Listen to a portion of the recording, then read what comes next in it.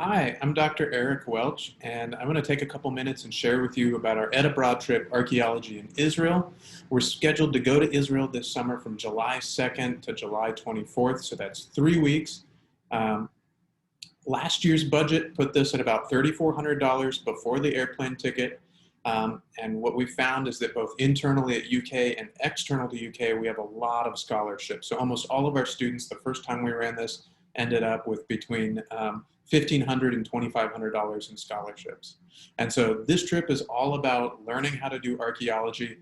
But I think what you'll see is that there's a lot more than that that happens. Okay, so my name is Eric Welch. I'm faculty over in the Lewis Honors College. I've been going to Israel for almost 15 years now. Um, my specialty is the history and the archaeology of Israel and kind of how that intersects with the religious texts of this region. So that would be the Hebrew Bible or the Old Testament. So that's really what we're looking at. And if you haven't figured that out, this is me. Okay, so es-Safi has been identified as the biblical city of Gath. So you may be familiar with the biblical story of David and Goliath. Goliath is a Philistine champion from the city of Gath. It's just about a few miles to the west of where that battle takes place. But we're excavating in Goliath's hometown. Okay, and so you can see it here on the map. Regionally, a lot of other sites that play a significant role in the biblical narratives. But what's really interesting for us is that just a few miles, or just a 45-minute bus ride away up here is Jerusalem, and that's where we spend our weekends. But we'll be down here, kind of situated between the coastal plain and then the bigger hill country, and it's a wonderful place to work. All right, so the place that we actually excavate on the site is an area called Area K. And the dirty little secret behind this area is that I actually set it up when I was at the University of Kansas teaching. And they said, what letter do you want to pick? And K was one that was open and it didn't confuse anything with the handwriting when we write our tags. And so I picked K and then I flew a big K flag.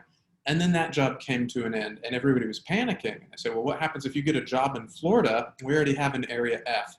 And it turns out I got really lucky and landed at UK.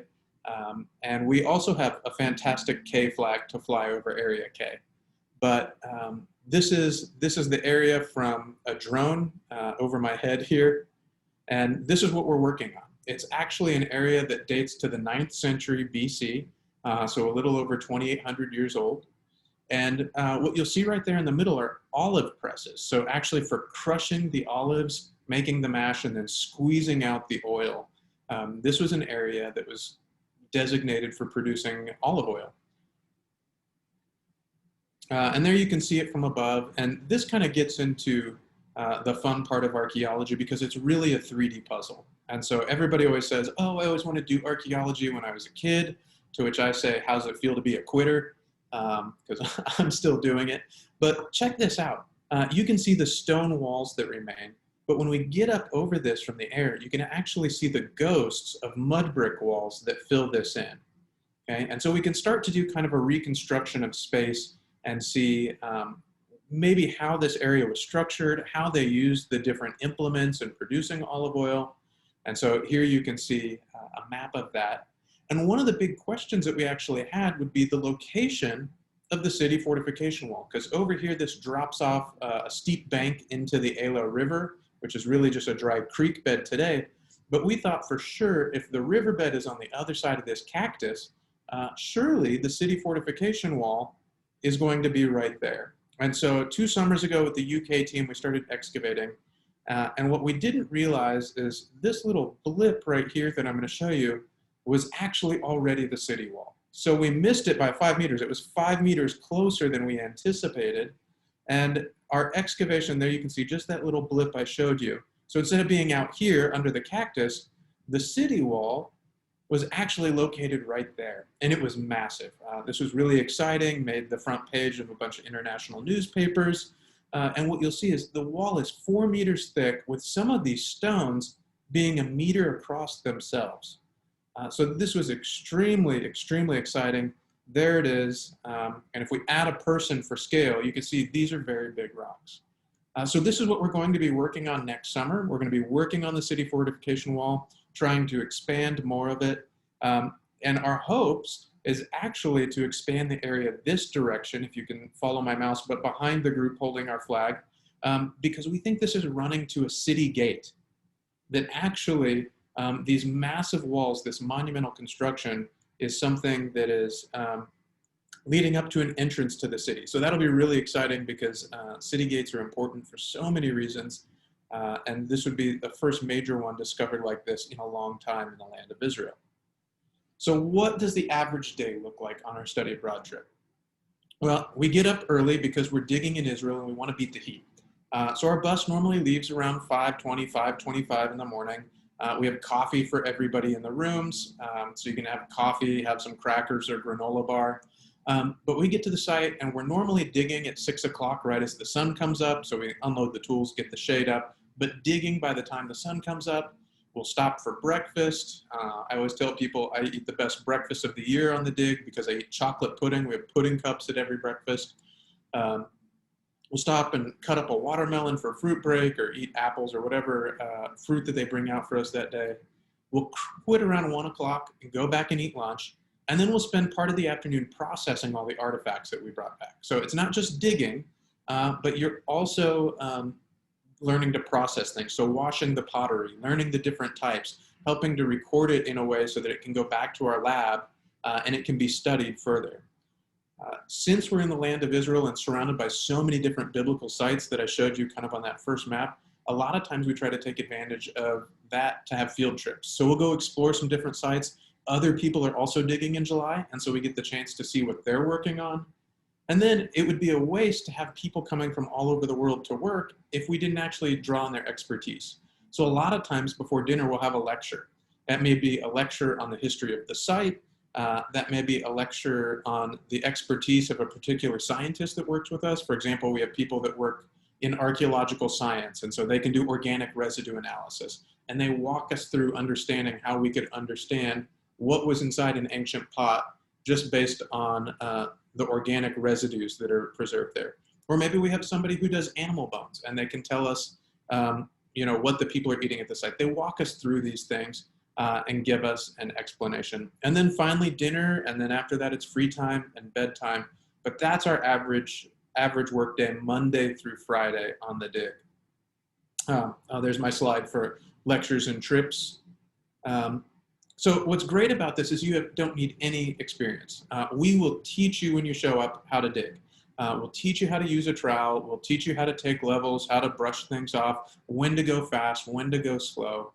But the reality is when you're there, you're doing the work of an archaeologist. And so if you start brushing off and you find a whole vessel, you find a pot or an oil lamp, I'm not going to come kick you out of the way and say, here, let the PhD do that. No, you're the excavator. So you're going to be the first one to pull that thing out of the ground and first person to hold it in 3,000 years. But it's so much more than digging. We do so much in terms of recording things. Everything that we pull out of the ground has to be tagged a couple times, has to be properly stored in the field. We need the elevations, we need the individual numbers to track all these things. And so you learn to do all the paperwork that we're gonna do. And then also, if you're artistically inclined, or even not that artistically inclined, there's lots of room for drawing. You can see here that we're tracing the daily top plan, basically an architectural plan of everything that we're doing in the square that day. And you can see that big oil press right there in the center. And the biggest part of this is that all of this transfers, right? No matter what you're going to do in your career, your ability to approach something unfamiliar. It might be a data set, it might be archaeological materials, but your ability to collect or gather that, to organize it and document it, and then synthesize it, to make sense of it, and then act on it, right? Communicate that is actually going to be essential to whatever you do. So whether you're a nurse taking a patient history, whether you're in financial markets, your ability to take in this data and organize it and act on it is something that's really important. And we have a very long tradition of our students coming and actually not just doing the work, but then going on to major national research conferences and presenting their work in that venue. Okay, so it's not all work. We play pretty hard too. The weekends we stay in Jerusalem. So Friday and Saturday night, we go up to my home away from home, the Austrian Hospice. It's a beautiful limestone building in the middle of the old city. And this is the rooftop view. You can see that it looks directly out over the Dome of the Rock. Absolutely stunning.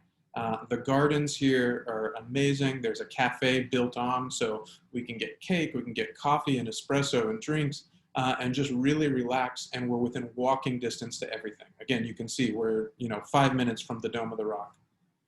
And we will take advantage of that location to see everything that we can, to explore all the holy sites, the historical sites, the cultural sites, and to really make sure that you get the most that you can out of this experience.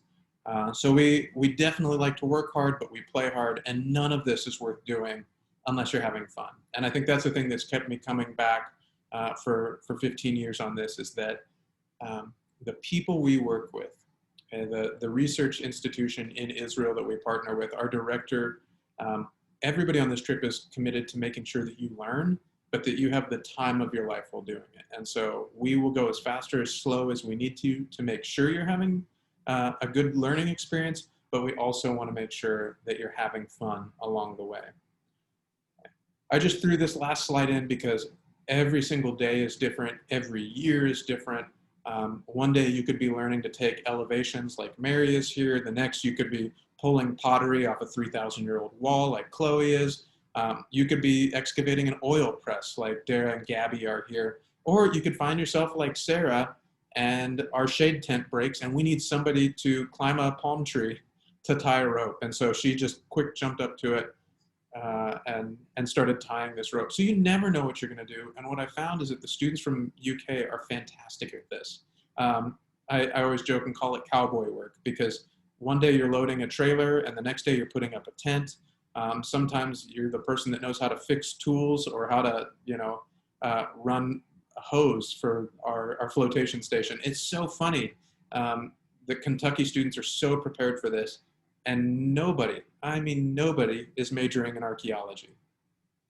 This is one of those things where you bring the skills to the table that you have, and there's almost a certainty that they'll get used. We'll find a way for you to use them, and I guarantee that it will be a meaningful experience for you on the other side. So we want you to join us, absolutely. You can email me, eric.welch@uky.edu. I'm also in Lewis Hall on the faculty side, U126D. Again, here are the details. We're looking at those first 3 weeks of July. Before we were about $3,400 in the past. We'll see how things shake out with the current prices. And this comes with 3 credits of MCL 592. But again, no experience necessary. You don't have to be majoring in this. We just want you to see the value in this, have the trip of a lifetime, and gain some skills that you can take to wherever you're going to go. I look forward to meeting you guys. Let me know if you have any questions. Thanks.